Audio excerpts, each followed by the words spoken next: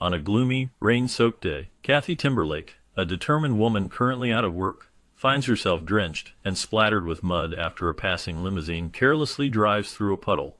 Her frustration grows when the vehicle speeds away without a hint of apology, despite the clear evidence that its passenger witnessed the incident. However, everything changes when Kathy later crosses paths with the limousine's occupant, Philip Shane, a charming and affluent businessman. Their initial encounter sparks an unexpected attraction, drawing them into a connection that challenges their worlds, and sets the stage for a romantic adventure filled with humor and heartfelt moments. Philip is a true ladies' man, confident and experienced in matters of romance, while she is much less seasoned, and finds herself unprepared for his grand and elaborate proposal. He takes her on luxurious trips to exotic and glamorous destinations like Bermuda, Paris, and Monte Carlo, creating an atmosphere filled with excitement and charm. These trips come with the unspoken understanding that there are no strings attached, a notion that surprises her and challenges her expectations. His world is one of sophistication and indulgence, and she must navigate the complexities of his intentions and the allure of his lifestyle. The dynamic between them is a mix of innocence and worldliness, with Philip's ease contrasting sharply against her uncertainty as she tries to understand what his lavish gestures truly mean. This contrast sets the stage for a story about love, trust, and the different ways people approach relationships. Throughout the unfolding romance between Philip and Kathy, Kathy often finds herself turning to her roommate Connie Emerson for guidance. Connie, with her streetwise attitude and practical outlook, serves as a sounding board and advisor, helping Kathy navigate the tricky waters of her whirlwind relationship. As Philip's desires become clearer and more pressing, Kathy's hesitation to fully embrace what he wants creates a tension that Connie helps her to understand and manage. This dynamic adds a layer of depth to the story, showing how Kathy relies on the support and wisdom of those around her while she grapples with her own feelings and boundaries. The friction caused by Kathy's reluctance often leads to Philip's frustration, highlighting the challenges they face as a couple trying to balance their desires and expectations. Roger Phillips sees Kathy as exactly what Philip needs in his life. Philip has always been fortunate enough to attract women without much effort, which has made him somewhat complacent. Kathy's presence challenges this pattern, offering something fresh and genuine that Philip hasn't encountered before. Both Philip and Kathy feel a strong desire to be with each other, yet they face hurdles rooted in their past experiences and personal expectations. These obstacles test their willingness to open up and take risks beyond their comfort zones. The question lingers whether their mutual attraction can overcome the doubts and fears that initially stand in their way. Their journey explores the balance between desire and hesitation, highlighting the complexities of forming a meaningful connection when old habits and new feelings collide. Cary Grant took a very personal approach to one particular scene in the movie that was set in his character's library. He didn't just rely on the set designers to create the right atmosphere. Instead, he brought boxes filled with items from his own home library to the studio. By arranging these familiar objects around the set himself, he transformed the space into something that felt genuinely like his own. This effort made the environment more visually appealing, but more importantly, it helped Cary Grant feel at ease and comfortable while acting. This comfort translated directly into his performance, giving it the smooth, natural charm that audiences have come to expect from his roles. His involvement in the details of the set showed how dedicated he was to making his character believable and adding depth to the scene. This personal touch not only enhanced the visual authenticity of the library, but also allowed Grant to deliver his trademark suave demeanor with ease and confidence, making the scene stand out in the film. During the filming of the 1962 movie That Touch of Mink, the only time Cary Grant and Doris Day had a disagreement was over which side of their faces should be shown in close-up shots. Both Grant and Day preferred their right profiles, believing that angle was more flattering. This created a small conflict because it was impossible to satisfy both actors at the same time on set. In the end, Grant chose to give in and allowed Doris Day to have her preferred side shown in the close-ups. This decision helped maintain harmony on set and allowed filming to continue smoothly without further disputes over camera angles. Cary Grant had a significant stake in the production company behind the 1962 film, which fueled his deep involvement in the project.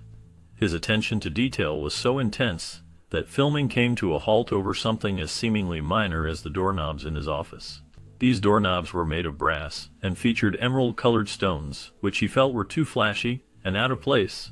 This concern was serious enough to stop the entire production while they searched for replacements.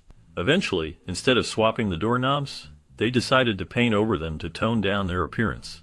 Once this was done, filming was able to continue without further delay, illustrating how much influence and care Cary Grant had over the production environment.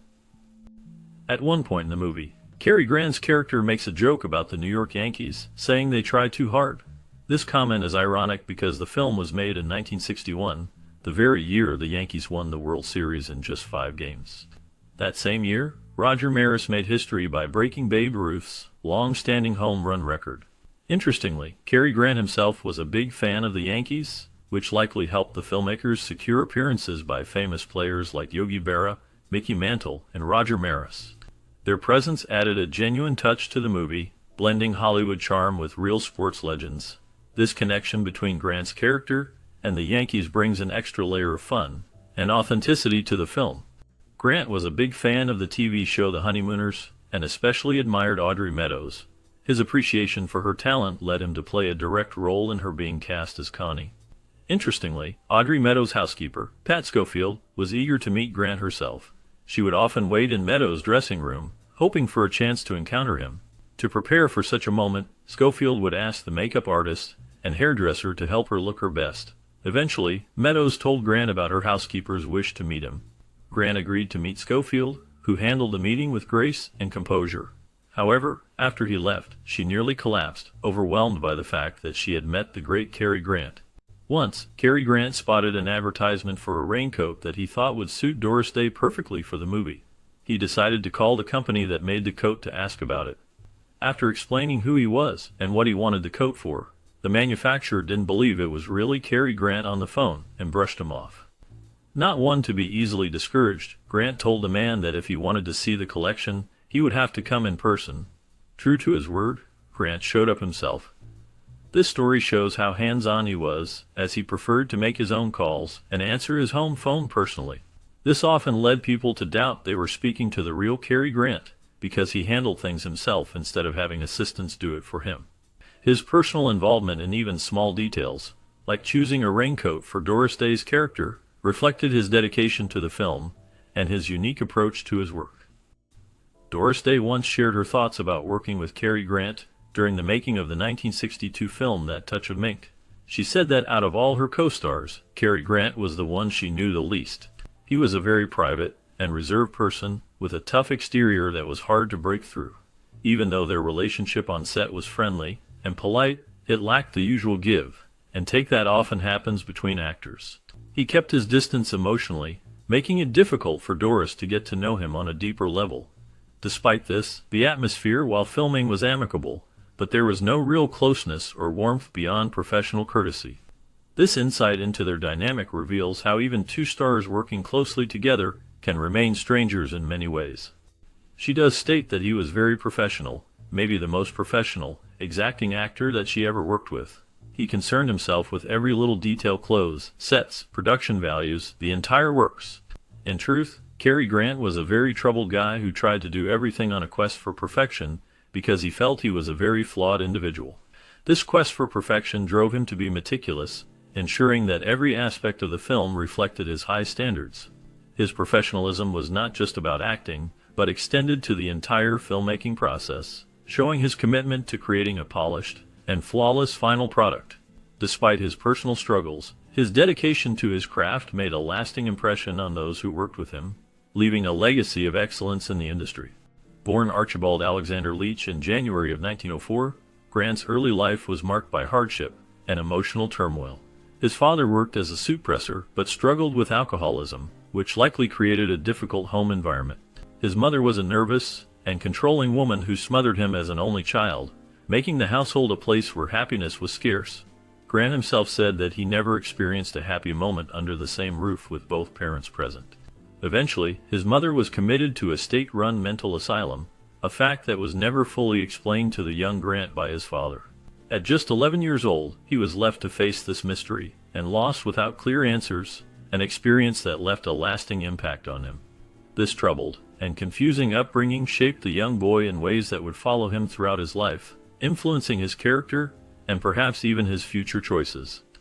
He washed himself constantly, a habit carried into adulthood, driven by a deep, subconscious belief that scrubbing hard enough on the outside might cleanse him on the inside. This ritual was more than just hygiene, it was a way to cope with something missing within. Over time, he discovered warmth and comfort at the local theater, a place that offered more than just entertainment. It provided a sense of belonging and hope.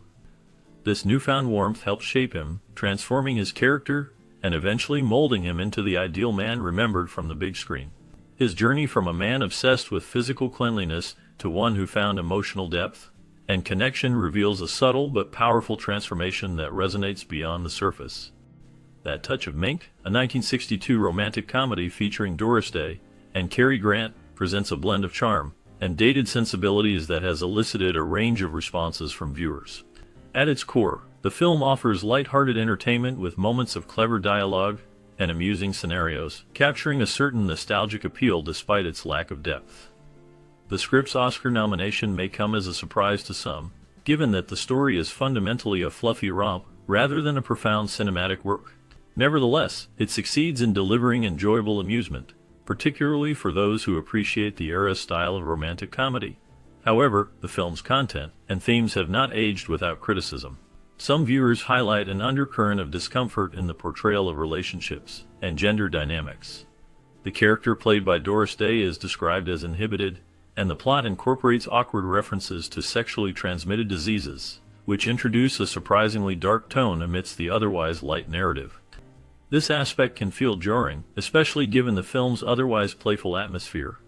The age difference between the leads and the power dynamics at play have also drawn scrutiny, with some likening elements of the story to a more troubling narrative when viewed through a modern lens. Despite these criticisms, the film's performances, particularly those of Day and Grant, maintain a certain charisma that helps mitigate some of the more problematic elements.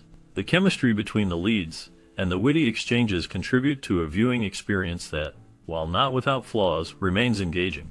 The film can be appreciated as a product of its time, reflecting social attitudes and cinematic conventions of the early 1960s, which can be both entertaining and thought-provoking when considered in context. In sum, That Touch of Mink is a film that balances light, enjoyable moments with aspects that feel outdated or uncomfortable today. It is neither a masterpiece nor a complete misfire, but rather a piece of cinematic history that offers insight into the romantic comedy genre's evolution. Viewers may find it worthwhile for its humor and performances, while also recognizing the limitations and problematic elements inherent in its portrayal of relationships and social